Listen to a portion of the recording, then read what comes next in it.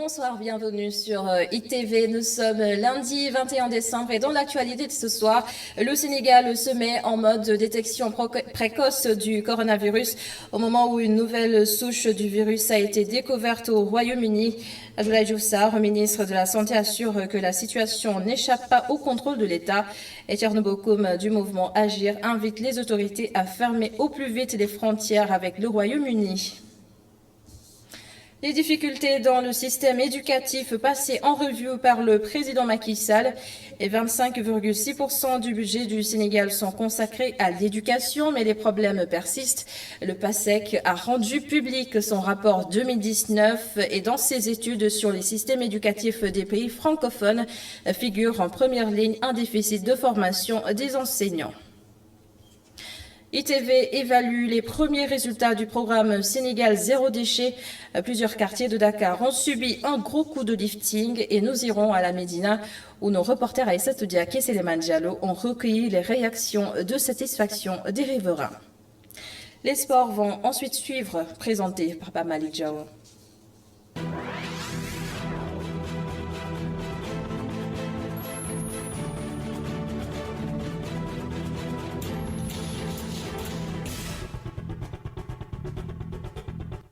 Le coronavirus a fait 6 morts aujourd'hui au Sénégal et 121 nouvelles contaminations sur un total de 1404 tests envoyés au laboratoire.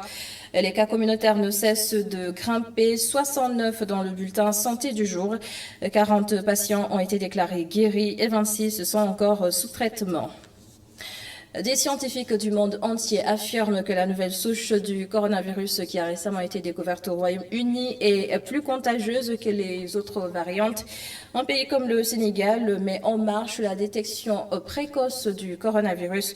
L'on assiste également, je le disais tout à l'heure, à une hausse des cas dits communautaires, mais le ministre de la Santé, Abdoulaye Diouf Sarr, affirme que la situation est sous contrôle.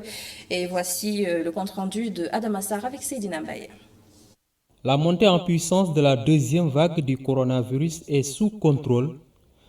Selon le ministre de la Santé et de l'Action sociale, il est prématuré aujourd'hui de parler d'état d'urgence. Nous n'en sommes pas encore là. Je vous dis que la situation telle qu'elle se présente est une situation que nous maîtrisons au niveau stratégique CNGE, au niveau opérationnel par le COS, au niveau des districts. Je crois qu'aujourd'hui, il nous semble être prématuré que d'aborder les choses en termes donc d'état d'urgence. Nous sommes dans une stratégie qui est une stratégie évolutive et dans l'état actuel de la situation, nous maîtrisons effectivement les choses. Face à l'augmentation des cas de décès, les autorités sanitaires préconisent le diagnostic précoce. La situation, je crois qu'elle est pas simple, je n'ose pas dire simple à expliquer, mais elle est tout à fait logique.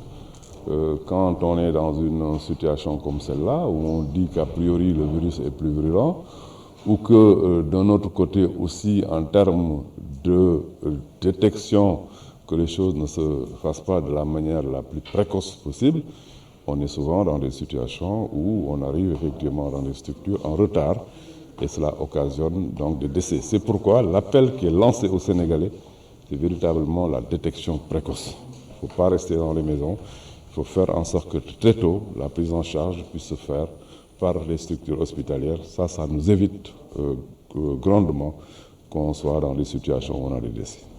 Concernant le vaccin, le Sénégal attend l'aval de l'OMS. Oui, le Sénégal est dans une initiative COVAX. Et dans cette initiative COVAX, nous sommes avec 170 pays. Et parmi ces 170 pays, il y a 56 pays à revenu intermédiaire, dont le Sénégal. Et les candidats vaccins qui seront homologués par l'Organisation mondiale de la santé seront effectivement les candidats vaccins qui seront retenus par nos pays après homologation, après vérification de tout ce qu'il faut au plan scientifique. Et déjà en interne ici, chez nous, nous sommes en train de nous préparer pour aborder donc le vaccin avec responsabilité, et j'insiste sur le mot responsabilité, parce qu'il y a beaucoup de spéculations autour du vaccin. À noter qu'à ce jour, les autorités sénégalaises n'ont pris aucune restriction vis-à-vis de quelque pays que ce soit. Et Thierno Bocoum recommande de fermer les frontières avec le Royaume-Uni. Le leader du mouvement Agir dit craindre une flambée des cas importés. Il a aussi d'autres recommandations à l'endroit des autorités sanitaires du pays. On l'écoute. Alors, nous faisons face à deux difficultés majeures. La première difficulté, c'est la nouvelle vague. La deuxième difficulté, c'est la nouvelle souche avec le virus qui a muté à Londres, en Angleterre. Mais il faut des mesures directes, des mesures immédiates. Même ceux qui sont censés ménager un peu ce pays, qui sont des pays frontaliers, ont pris des décisions de fermeture de leurs frontières. Donc nous pensons que le gouvernement doit très rapidement fermer ses frontières à ce niveau-là et ne pas être vigilant pour qu'il n'y ait pas de possibilité d'entrée du virus dans notre territoire. Le virus, sous cet aspect-là, muté. L'autre aspect, c'est qu'aujourd'hui, pour faire face à cette nouvelle vague, il y a beaucoup de propositions qui sont faites. Mais il faut faire remarquer une chose. La courbe d'évolution du virus au Sénégal est différente de la courbe de mesure des autorités étatiques. Quand ils ont décidé d'ouvrir, de permettre aux LUME de fonctionner, de faire revenir les élèves à l'école, etc., la courbe était à un niveau, la courbe avait monté. C'est-à-dire qu'il y avait plus de cas. Ça n'a pas empêché que ça descende. Ça veut dire que le fait d'ouvrir n'a pas empêché que ça descende. Le fait que ça descende aussi n'a pas empêché que ça reprenne. Il y a un mystère en ce qui concerne ce virus en Afrique. Même l'OMS on peut parler. Je pense qu'il y a ce mystère virus, mais il y a une réalité économique que nous vivons qui n'est pas un mystère. C'est-à-dire plus nous allons confiner, nous allons interdire, plus nous allons appauvrir des gens, plus nous allons mettre des gens dans la précarité. Et ce n'est pas normal. Thierno Bocoum était l'invité de Migma Ramdial dans Tok Tok Sénégal de ce lundi. Beaucoup de sujets au menu, des débats sur la suppression de la ville de Dakar. Il pense que le régime de Macky Sall cherche à tout prix à contrôler la capitale Dakar. Regardez. Le débat sur la suppression des villes s'est installé depuis la sortie d'Oumar Gueye, le porte-parole du gouvernement. Les arguments de cette voie autorisée ont été renforcés depuis lors, mais le gouvernement peine à convaincre selon Thierno Bocoum. Pour l'ancien député, la décision est purement politique. C'est clair qu'il n'y a pas de raison valable. D'ailleurs, la première raison qui avait été évoquée a été très rapidement oubliée, qui s'est basée sur le fait que la ville n'existait pas. Aujourd'hui, il développe d'autres arguments. Je pense que quand quelqu'un met en place une réforme sur la décentralisation et prévoit d'aller vers des pôles territoires, ça veut dire qu'il faut consolider les structures de mutualisation, notamment la ville qui est une structure de mutualisation. Contrôler Dakar, c'est l'ambition du président Macky Sall, quitte à utiliser des armes non conventionnelles, regrette Thierno Bocoum. Non seulement la finalité est de contrôler Dakar, mais la finalité c'est d'amoindrir les moyens financiers du futur maire de Dakar. Parce que comme je l'ai dit, la ville a plus de moyens qu'un département. Donc à défaut de gagner, d'amoindrir les moyens financiers, et je pense que ce sont des calculs politiciens qui n'ont rien à voir avec les intérêts des populations. En attendant de savoir si les villes seront supprimées ou pas, l'ancien parlementaire a les yeux rivés sur les locales. Une date doit être fixée dès à présent, d'après lui. Aujourd'hui, il y a énormément d'aspects qui entrent en jeu, notamment la réforme, l'audit du fichier électoral, l'évaluation du processus électoral. Il y a les délais légaux qu'on ne peut pas compresser. Donc, que l'État sénégalais, très rapidement, compte tenu de tous ces aspects, fixe la date de l'élection. Non pas seulement pour les éventuels candidats ou pour les partis politiques, mais pour les populations. Alors, Thierno Bocoum sera-t-il candidat? Pour le moment, aucune décision, mais il est favorable pour une opposition électorale composée de partis qui ont la même vision. Merci Miguel Ramdiaye. Également sur le coronavirus, le port de masque à nouveau obligatoire dans certains lieux, mais on ne peut pas en dire autant dans la rue. Se couvrir à moitié le visage peut être parfois désagréable, on est d'accord, mais c'est quand même nécessaire. Et justement, des citoyens se plaignent d'inconfort dans ce reportage de Awachawa. Masque sous le menton, un style pour ainsi dire presque à la mode en ce moment.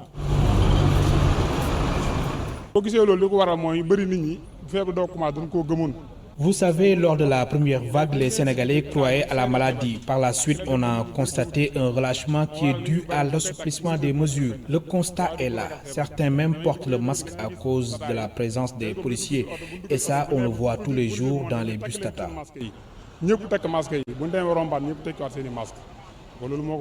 Vous savez, dans la plupart du temps, les gens, à cause de cette pandémie, certains ont construit des masques avec des défauts, certains sont très épais, ce qui nous empêche de respirer. Et quand on se retrouve dans une situation avec le temps actuel où on se réveille généralement avec les narines bouchées, vous voyez que c'est pas facile de marcher avec. On est obligé de baisser le masque pour pouvoir respirer normalement. Ben, c'est pas qu'on le fait exprès, c'est juste les conditions. Je pense que surtout parce que les gens, habituellement, quand ils parlent, ils font descendre le masque. Mais après, peut-être, à mon avis, ils oublient de le remettre. Parce que très occupé. Mais en réalité, on peut même parler avec le masque, donc cachant la bouche et le nez.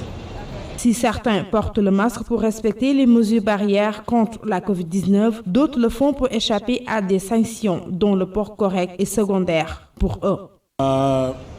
Personne ne va avoir de problème avec les forces de l'ordre. Donc vous voyez que dès qu'on les voit à bonne distance, on les remet le temps d'être assez loin, ensuite on les enlève. Et si je vois les policiers, je le remonte, s'ils passent, je le fais redescendre. Non, ça, c'est pas logique quoi. De toute façon, peut-être que je pense que les jeunes, c'est de cacher leur nez et leur bouche, mettre le masque en haut, mais pas les policiers. Parce que en réalité, normalement, si tu le mets en haut, en bas, il n'y a pas de souci avec les policiers, à mon avis. Ceux qui portent le masque sous le menton sont pourtant conscients que ce n'est pas le bon geste.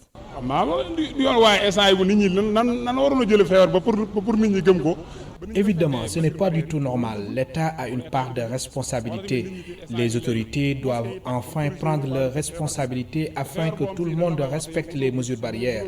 La Covid-19 est là depuis des mois et on ne peut plus continuer comme ça. Bon, comme je le disais, c'est la situation qui nous oblige à la baisser. C'est pas qu'on ne veut pas se conformer aux règles prises par les mesures barrières, mais vous savez, on s'adapte à la situation actuelle. Je suis consciente que c'est pas normal, mais j'ai des problèmes de respiration. Et c'est la raison pour laquelle je ne porte pas normalement mon masque. Port de masque normal ou sous le menton, chacun a son explication. Dans tous les cas, pour être efficace, le masque doit couvrir le nez et la bouche. Merci Awachawa. Parlons maintenant de ce chiffre. 25,6% du budget du Sénégal sont alloués à l'éducation nationale tous les ans. Le chef de l'État tient à le rappeler, même si les difficultés persistent. Macky Sall a annoncé l'augmentation du nombre d'inspecteurs de l'éducation, des propos recueillis par Boubacar Dia. Depuis le début de cette pandémie, nous avons pu voir l'importance du numérique dans le fonctionnement du monde. Or, qui dit numérique dit aussi un certain nombre de prérequis qui nécessitent que dans nos formations, nous puissions changer de paradigme, apprendre à compter, à maîtriser les chiffres dès le plus bas âge, c'est-à-dire dès le préscolaire, par un environnement qui permette ensuite aux primaires et aux secondaires d'avoir des élèves qui seront étudiants, où nous aurons tout à fait des pourcentages quand même plus ou moins équivalents entre le nombre de bacheliers scientifiques et le nombre de bacheliers non scientifiques, non pas qualifiés. Mais aujourd'hui, si je prends le cas du Sénégal, nous formons à peu près 73% des bacheliers ne sont pas scientifiques. Autrement dit, il n'y a que 23% de bacheliers scientifiques. Or, il faut prendre en fait le problème depuis la racine, depuis l'école primaire. La formation des enseignants, des instituteurs, la formation des inspecteurs. Et je disais au ministre de l'Éducation, il faut augmenter le nombre d'inspecteurs dans nos établissements, dans nos départements. Que si le formateur n'a plus peur de l'inspection, il n'y a plus d'éducation. Donc il faut former en nombre suffisant les inspecteurs au niveau départemental, au niveau des académies. Et si l'enseignement supérieur n'arrive pas à vous les former, on vous donnera la possibilité de former vos inspecteurs. Et le rapport 2019 du PASEC, le programme d'analyse des systèmes éducatifs, recommande de renforcer la formation des enseignants, les initier également au numérique pour suivre la marche du monde. Boubacar Dieng. L'éducation est la meilleure arme pour changer le monde, disait Nelson Mandela. Pour une bonne éducation, il faut une formation adéquate des formateurs, autrement dit, des enseignants. La formation initiale des enseignants doit être améliorée selon le rapport 2019 du programme d'analyse des systèmes éducatifs de la Conféman. L'enseignant, c'est l'ensemble de la formation initiale qui doit être organisée de façon à former des enseignants réflexifs. Dans plusieurs pays, et ça ce n'est pas forcément cette évaluation qui le montre, il y avait déjà des travaux qui le montraient, il y a une sorte de formation qui ne permet pas aux enseignants d'être autonomes et réflexifs, c'est-à-dire de prendre la situation en main et de s'adapter pour pouvoir enseigner. Donc on doit professionnaliser désormais les enseignants. Il faut savoir également que dans plusieurs pays, en dehors des enseignants qui sont formés, il y a beaucoup de personnes qui font fonction d'enseignants. C'est-à-dire des gens qui n'ont pas de formation initiale, qui sont des enseignants communautaires, qui sont des enseignants vacataires. Le monde vit à l'ère du numérique, un outil que les enseignants ne maîtrisent pas trop. Il y a également la maîtrise du numérique, parce que vous savez que nous avons eu, avec cette pandémie du Covid, on a essayé d'utiliser le numérique pour l'enseignement, et on s'est rendu compte que la culture du numérique n'est pas instaurée dans la formation des enseignants. Il faudra faire un travail également pour insérer cette culture et moderniser la formation des enseignants. La deuxième évaluation internationale du PASEC 2019 a vu la participation de 14 pays contre 10 en 2014. L'objectif en 2024 est d'avoir 20 pays en incluant les élèves du secondaire dans l'évaluation. D'autres conclusions formulées dans le rapport 2019 du PASEC, une éducation plus inclusive et la réforme du numérique. Et le ministre de l'Éducation nationale, Mamadou Talla, dit prendre note. Écoutez. C'est qu'il faut la nouveauté cette année, la nouveauté par rapport à ces évaluations. Nous ne sommes pas seulement limités aux élèves au niveau de l'élémentaire. Nous sommes aussi allés vers l'évaluation des enseignants, l'évaluation des directeurs, l'évaluation de nos systèmes de pilotage. Donc les recommandations, c'est accentuer les mathématiques et les sciences. C'est valable pour le Sénégal, qui est placé pratiquement premier. C'est valable également au niveau de tout ce qui est lecture et écriture, où on est placé deuxième. Nous allons tout faire pour qu'on puisse devenir les premiers. Donc la recommandation la plus forte, c'est comment maintenir au niveau sous-régional, au niveau africain, cette orientation vers les sciences pour accompagner donc ce qu'on appelle le capital humain. Le capital humain dans la transformation de nos produits, l'agriculture, l'élevage, le secteur primaire. Le secteur primaire ne peut être développé que si nous orientons nos jeunes en SVT, en maths, en sciences physiques. Vraiment, ce sont les recommandations les plus fortes qu'on va retenir, en tout cas à l'issue de ces rencontres. Nous en aurons une dans quelques mois au Bénin, où essentiellement c'est orienté dans le numérique.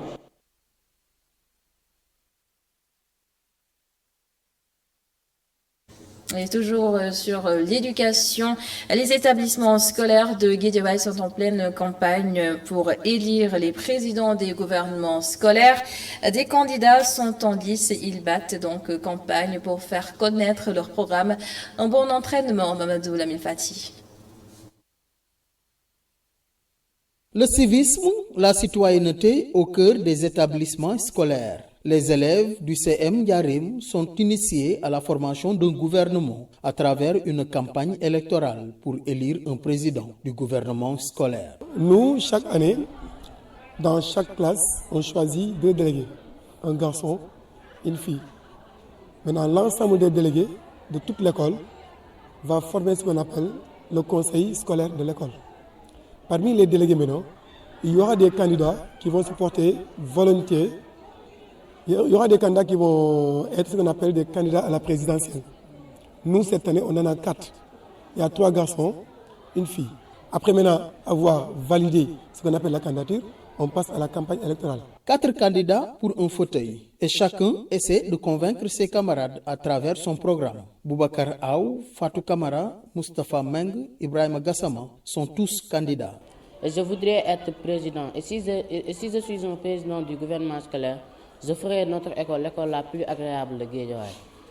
Et si je suis un président, je vais planter des arbres et faire un jardin public. En dehors de l'école, je vais en faire là-bas un terrain de basket ou bien un terrain d'handball.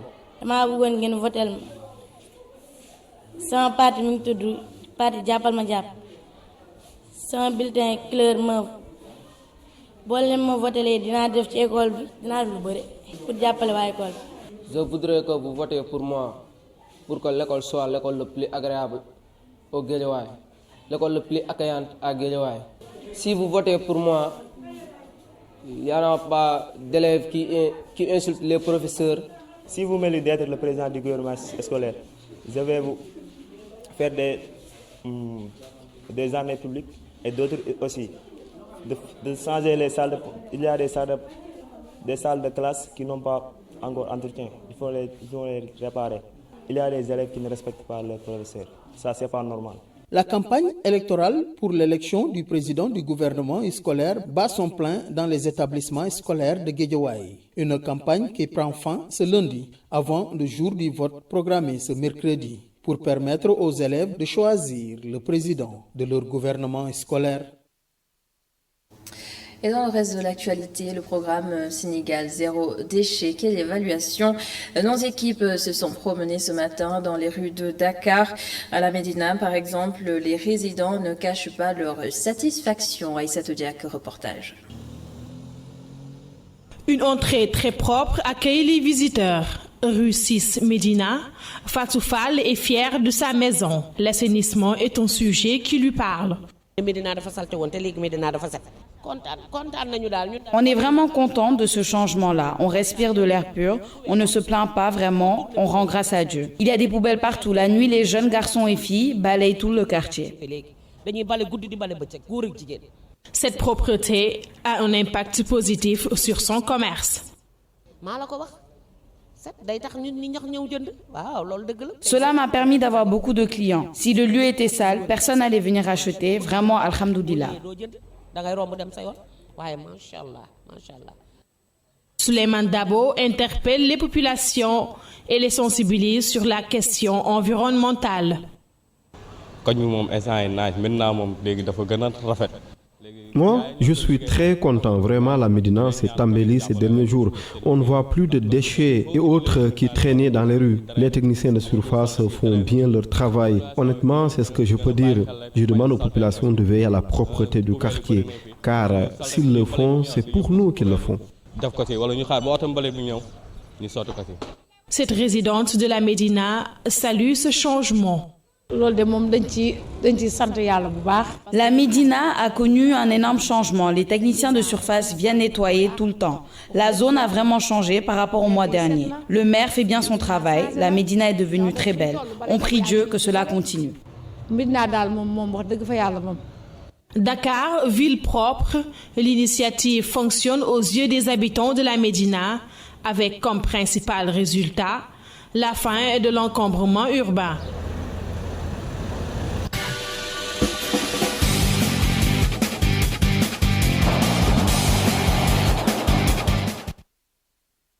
sports présenté par Pape Malik Diop. Bonsoir Pape Malik. Bonsoir Armand. Et bienvenue. Nous démarrons avec le football. Le second tour des préliminaires des compétitions interclub CAF démarre demain mardi.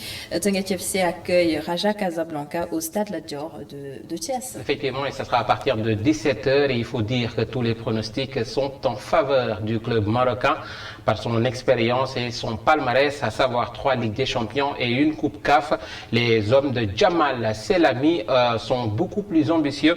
Leur objectif, c'est bien sûr de gagner cette Ligue des Champions et pour leur première participation, les Rufisquois visent, eux, les phases de poule, bien évidemment.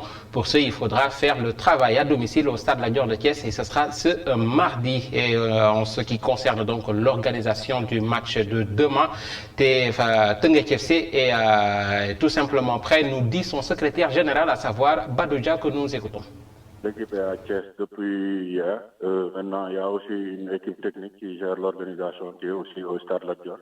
Donc, toutes les dispositions ont été prises pour que le match se déroule dans de très bonnes conditions. Donc voilà, c'est juste que c'est de la routine, puisqu'on a une fois organisé ici à Thiès, même si on n'est pas à Rufisque chez nous, dans notre page.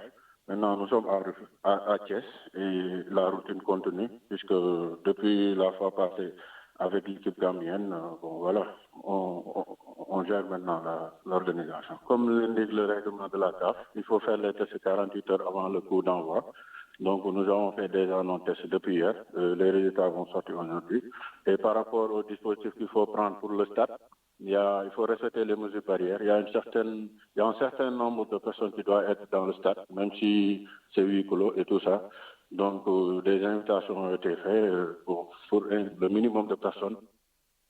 Et le lendemain, mercredi, Pape Malik, un autre club sénégalais sera en lice. Jaraaf de Dakar devra faire face au FC San Pedro de la Côte d'Ivoire pour la deuxième phase des tours préliminaires de la Coupe CAF. Effectivement, un match décisif, tout comme celui de Teungueth FC pour accéder, mais cette fois en phase de groupe de la Coupe CAF. L'équipe technique a fait le point, optimiser toutes ses chances pour gagner largement à Thiès avant le déplacement en Côte d'Ivoire. Ce sera le 6 janvier prochain. Et pour Malik Daf, entraîneur de cette équipe du Jaraaf, son équipe est prête. Il ne reste plus que quelques détails pour ces dernières heures. Booster tout simplement les jeunes moralement, travailler devant les buts et les corners, autrement dit les coups de pied arrêtés. Malik Daf est joint au téléphone Paris Radio. Alhamdulillah, Dieu merci. L'équipe se prépare bien parce que depuis que notre retour sur Dakar, je pense qu'on a repris les entraînements. On savait déjà qu'on allait jouer contre San Pedro, donc on était déjà dans la préparation. Ça va, tout se passe bien, l'équipe avance très bien. On a su tirer un peu les enseignements par rapport avec l'équipe dont nous allons jouer, l'équipe de San Pedro, dont nous avons eu la chance d'avoir quelques vidéos, visionner les matchs, essayer d'analyser, décortiquer. Je pense qu'on a travaillé avec les joueurs. Maintenant, comme on dit, nous sommes presque dans la phase terminale de notre préparation parce qu'il ne reste que 2 jours. Demain, on va faire la petite mise en place technico-tactique, travailler sur les situations standards, corner, coup franc et tout ça, travailler un peu devant le but, ensuite pour faire face à cette équipe. Mais je pense que tout a été fait. Maintenant, il ne reste qu'à attendre le jour du match pour voir, Inch'Allah. Et parlons à présent de la tenue tout simplement de cette rencontre en cette période bien évidemment de Covid-19. La commission d'organisation a pris toutes les dispositions pour la tenue bien sûr de la rencontre dans ce contexte particulier. Et pour en parler, Pape Momarlo qui est le chargé de l'organisation. Nous l'écoutons au téléphone de Saïko Saïdi. Nous avons déjà élaboré notre schéma organisationnel qui s'inspire du protocole sanitaire édité par la Fédération sénégalaise de football. Comme vous le savez, donc, ce match est un match à huis clos, d'autant plus que c'est dans un contexte un peu difficile simplement parce que les cas de Covid sont aujourd'hui dans une tendance haussière au Sénégal et dans le monde de manière générale. C'est la raison pour laquelle nous avons vraiment décidé cette fois-ci de mettre en place un dispositif organisationnel qui respecte scrupuleusement le protocole sanitaire. Donc c'est un match, comme j'ai dit tout à l'heure, à huis clos, donc aucune entrée n'est autorisée. Nous mettrons plus l'accent sur les protocoles sanitaires pour les invités. Il y aura au total 200 invités, y compris les journalistes. Nous avons prévu justement au niveau de tous les accès un dispositif avec la Croix-Rouge, avec les vérifications des thermoflash, le lavage systématique des mains et la distanciation sociale physique au niveau des tribunes. Vous constaterez vous-même que les chaises des invités seront mises en place de manière à obtenir une distance d'au moins 1,50 m pour vraiment sécuriser les spectateurs, mais également respecter scrupuleusement les mesures barrières. Donc, comme j'ai dit tout à l'heure, c'est dans un contexte de huis clos qui s'inspire du protocole sanitaire, également un nombre réduit d'invités qui seront au niveau du stade Lat Dior. Football toujours, les Sénégalais en Europe. Idrissa Gana Gueye, retrouvé son ancien club Lille. Sadio Mané a marqué, mais il a ensuite boudé et on verra tout de suite pourquoi. Et Salif Sané résiste avec Schalke 04. Bien évidemment, en France d'abord, où Idrissa Gana Gueye a donc retrouvé le LOSC pour un match nul et vierge, 0 but partout. Toujours en France, Opaguet et son compère Pape Ndiaga portent toujours le club de Metz. Sidi Sarr a rejoué, lui, avec Nîmes et en Angleterre après 8 matchs sans marqué. Sadio Mané retrouve enfin le chemin défilé, mais il est frustré par son entraîneur. En Allemagne, malgré le changement d'entraîneur, Salif Sané est toujours dans le dur avec Schalke 04.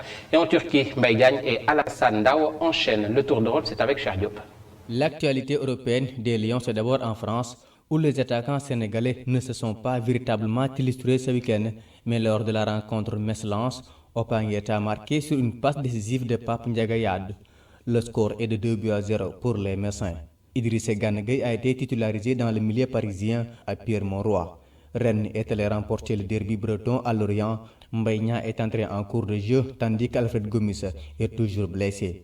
Bordeaux avec Youssouf Sabaly titulaire est venu à bout de Strasbourg de Habib Diallo qui a débuté le match sur le banc. Nîmes est allé partager les points avec l'AS Saint-Étienne 2 buts partout avec une titularisation de Sidi Sarr. Reims et Boulaye Dia sont également allés faire match nul 1 but partout au Vélodrome face à Marseille. En Angleterre, Liverpool est allé atomiser Crystal Palace de Cheikhou Kouyaté 7-0. Après 8 matchs de disette, Sadio Mané a marqué et délivré une passe décisive, mais le numéro 10 des Lions était furieux contre son entraîneur lors de sa sortie à la 56e minute. En Championship, Huddersfield Town avec Mohamedou Nabi Sarr s'est défait de Watford de Ismaïla Sarr 2-0. Les Hornets qui du coup limogent leur entraîneur. En Allemagne, malgré un changement d'entraîneur, Schalke avec Salif Sané en défense a été battu à domicile par Arminia Bielefeld 1-0. Avec Crépin Diatta titulaire, Club Brugge a perdu à domicile sur le même score face à la Gantoise. En Grèce, Olympiakos a corrigé Larissa 5-1 avec Ousseynou Ba titulaire en défense centrale. En Turquie, Mbaye Diagne et Alassane Dao ont brillé ce week-end. Fatih Karagümrük a battu Galatasaray 2-1 avec une réalisation et une passe décisive de l'ancien joueur de DSC. Par contre, Mbaye Diagne a marqué à la 90e minute pour la réduction du score et remonte au classement des buteurs du championnat turc. Atayaspor est également allé s'imposer à Gostep chez Lamine Gassama et Chérif Ndiaye 1-0, but marqué sur penalty par Mambiram Diouf. Et pour clore ce chapitre sur le sport, sur le football, l'ascension est tombée pour Marcus Thuram qui prend 5 matchs de suspension et une grosse amende. Effectivement, et ça s'est passé ce week-end, coupable d'un crachat sur un joueur d'Offenheim. Ce week-end, donc, Marcus Thuram, fils, on le rappelle, du champion du monde 98, Lilian Thuram, a été suspendu pour 5 matchs avec un match supplémentaire en sursis par la Fédération allemande de football. Et l'attaquant international français du Borussia Mönchengladbach écope en outre d'une amende de 40 000 €, soit 26 282 000 francs CFA. Et nous terminons par Malik avec de la lutte des acteurs face à la presse demain.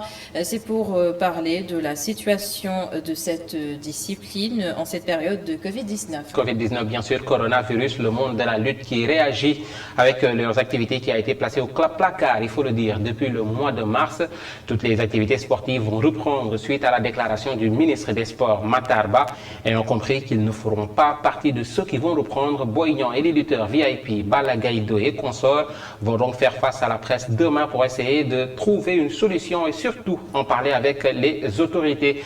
La rencontre aura lieu donc demain face à la presse à partir de 11h à Pikine. Taliboumak, Adamanosh Kaba, c'en est tout pour cette page des sports. Merci Fab Malik pour toutes ces actualités des sports. C'en est également tout pour cette édition. Merci à vous d'avoir été avec nous. Un merci également à toute l'équipe de la régie. La suite de la Total bloc d'information tout de suite avec Cheikh Hassan Afal et on se retrouve demain 19h45. Au revoir.